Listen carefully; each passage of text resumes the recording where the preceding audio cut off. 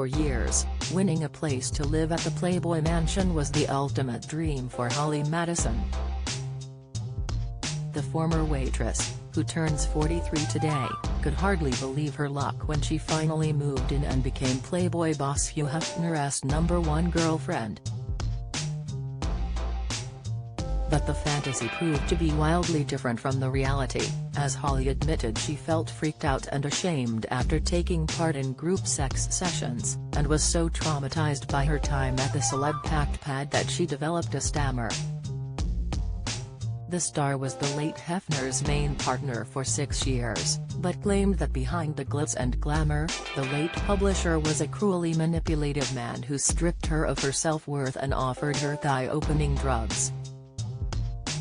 The sexy fairy tale Hef would have you believe in was a bedazzled, twisted, toxic prison. And I know that because I spent 6 years as girlfriend #1 to a man old enough to be my grandfather, said Holly, who was just 21 when she got with Hefner in 2001. How could I justify such a thing? I'm here for adventure, a once-in-a-lifetime experience. I'm here as a stepping stone to something else, I told myself. And then perhaps the biggest illusion of all, I'm here for love. In her 2015 biography, Down the Rabbit Hole, the blonde Girls Next Door star described how she first met Hefner after scoring an invite to a Playboy party whilst working as a busty waitress at Hooters in LA. Having moved from Oregon to study at college and make it as an actress, she hoped the invite could at least secure her an audition for the magazine.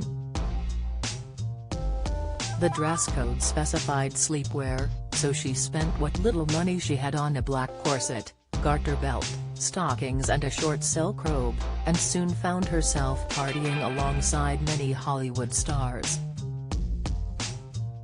However, she wrote that the host was slumped in a corner, leading Holly to wonder if he was senile. And when she introduced herself, she scored a simple "nice to meet you darling," before he moved on to the next person. The party invites kept coming though, and a year later she was a regular. Already dreaming about what it would be like to live in the mansion full-time, Holly said she couldn't understand why none of Hefner's girlfriends looked pleased to be there.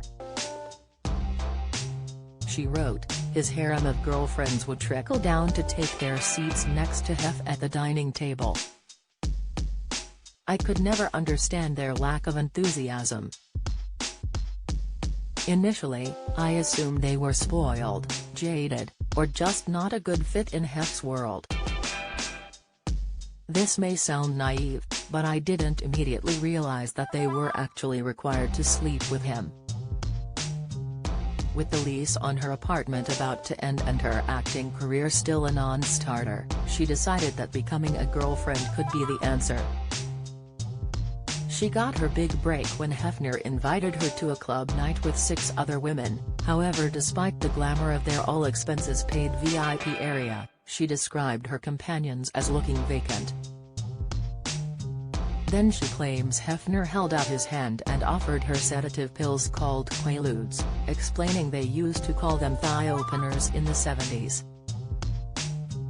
She declined, but on the car journey back, one of the girls warned her they were all expected to join Hefner in bed.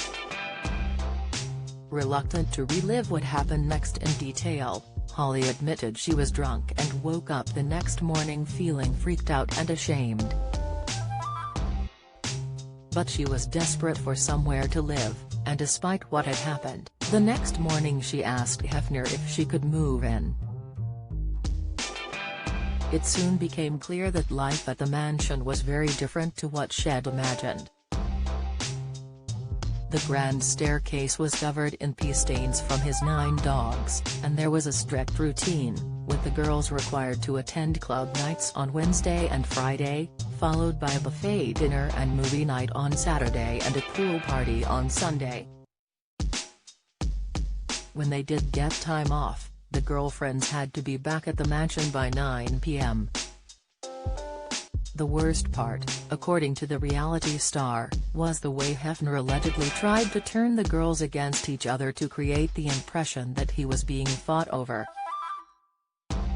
He also berated them, ordering Holly not to wear red lipstick again because it made her look old, hard and cheap. Her trauma levels were so high that she developed a stammer, but that only endeared her to Hefner even more, and in less than 12 months she was promoted to the role of his main girlfriend. Meanwhile, the situation with the other girls spiraled. Holly claimed drug use was rife, and that one even asked her if she'd be interested in earning extra money as an escort. Nonetheless, after 6 long years, she'd convinced herself she was in love and ready to settle down, although at 70 years of age, Hefner was by then infertile. And after a series of subsequent bust-ups, she decided it was time to make her escape and leave the mansion for good.